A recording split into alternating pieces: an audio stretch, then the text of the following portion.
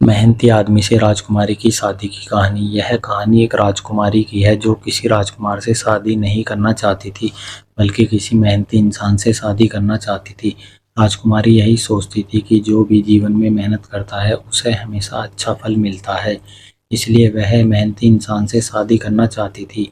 मगर यह बात राजा को मंजूर नहीं थी, क्योंकि वह अपनी बेटी का विवाह ऐसे आदमी से नहीं करना चाहता था जो मेहनती तो हो मगर उसके पास धन न हो, क्योंकि अगर धन नहीं होगा तो मेरी बेटी का जीवन अच्छा नहीं होगा।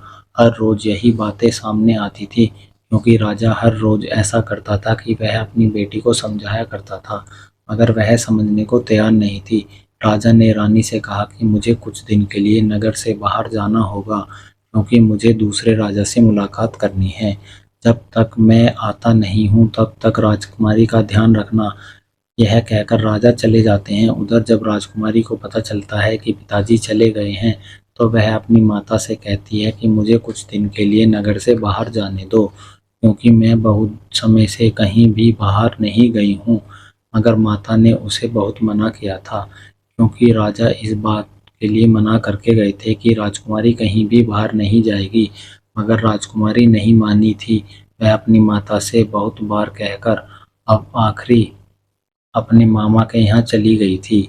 मामा एक छोटे से गांव में रहते थे। उन्हें पता था कि आज राजकुमारी आ रही है, क्योंकि उन्हें बता दिया गया था। अब मामा को इस बात का ध्यान रखना था कि कोई भी उसे पहचान न पाए, क्योंकि अगर कोई उन्हें पहचान गया तो सभी लोग यहीं पर हर रोज आ जाया करेंगे।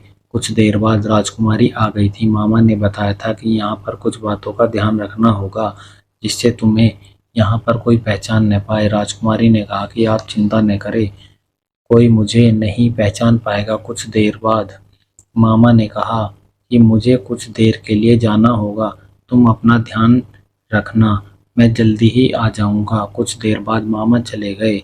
उनके जाने के बाद एक आदमी आता है। वह बहुत ही गरीब लग रहा था।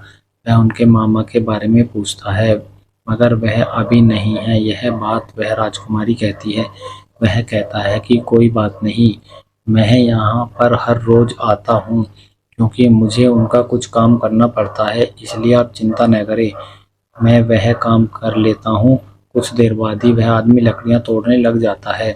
राजकुमारी उसे देखती रहती है, क्योंकि वह बहुत मेहनत से काम कर रहा था। उसे काम करते हुए देखकर राजकुमारी को यही लग रहा था कि अगर मेरी शादी इससे हो जाए तो बहुत अच्छा होगा, क्योंकि यह बहुत मेहनती भी है और बहुत गरीब लग रहा है। राजकुमारी को अब यही लग रहा था कि उसकी तलाश अभी यहीं पर पूरी हो जाती है, क्योंकि जिसकी तलाश उन्हें थी वह मिल गया था। वह आदमी अपने काम में लगा हुआ था, उसका ध्यान अपने काम पर ही था। मामा अभी नहीं आए थे। कुछ देर बाद काम पूरा हो गया। अब वह आदमी जाने लगा। उस आदमी के जाने के बाद राजकुमारी ने उस आदमी के बारे में सब कुछ पता कर लिया, वह किस जगह पर रहता है और उसके घर में कौन है। जब सब कुछ पता लग गया तो राजकुमारी उसके पास जाती है। वह राजकुमारी को आता हुआ देखकर डर जाता है, क्योंकि उसने उसे वहां पर देखा था जिस जगह पर वह काम करता था। राजकुमारी उसे सब कुछ बता देती है, मगर वह मना करता है। मगर राजकुमारी नहीं मानती है और वह शादी कर लेती है। शादी करके वह मामा के पास आती है। मामा यह देखकर डर जाता है।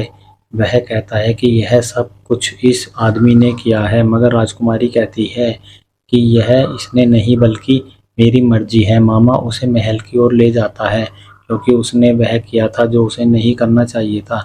जब वह महल में चला जाता है तो रानी को भी यह पता चल जाता है। अब रानी को डर लगता है, क्योंकि राजा को जब यह पता चलेगा तो वह बहुत गुस्सा करेंगे।